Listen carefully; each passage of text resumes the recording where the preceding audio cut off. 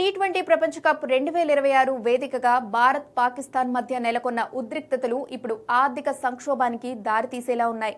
భద్రతా కారణాలు మరియు రాజకీయ వైరుధ్యాల నేపథ్యంలో భారత్తో మ్యాచ్ను బహిష్కరించాలని పాకిస్తాన్ క్రికెట్ బోర్డు యోచిస్తున్నప్పటికీ ఈ నిర్ణయం పాక్కు 300 కోట్ల పైగా భారీ నష్టాన్ని మిగిల్చే ప్రమాదం ఉంది. ఐసీసీ ఒప్పందాల ప్రకారం అత్యధిక వ్యూవర్షిప్ వచ్చే ఈ కీలక మ్యాచ్ రద్దయితే బ్రాడ్కాస్టర్లు భారీ పరిహారం డిమాండ్ చేస్తారు. దీనివల్ల పాక్కు అందే వార్షిక నిధులు నిలిచిపోవచ్చు.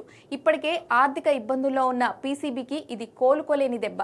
కేవలం రాజకీయ పంతం కోసం ఇంత పెద్ద మొత్తాన్ని వదులుకోవడం, అలాగే ఐసీసీ నుండి నిషేధ ముప్పును కొని తెచ్చుకోవడం పాకిస్తాన్కు పెను సవాలే. అంతర్జాతీయ క్రికెట్ మండలి నిబంధనల ప్రకారం టోర్నీలో పాల్గొంటామని ఒప్పందం చేసుకున్న తర్వాత మ్యాచ్ను బహిష్కరిస్తే అది నిబంధనల ఉల్లంఘన కిందకు వస్తుంది. కాబట్టి భావోద్వేగ నిర్ణయాల కంటే ఆర్థిక ప్రయోజనాలే పాక్ను వెనక్కి తగ్గించేలా కనిపిస్తున్నాయి.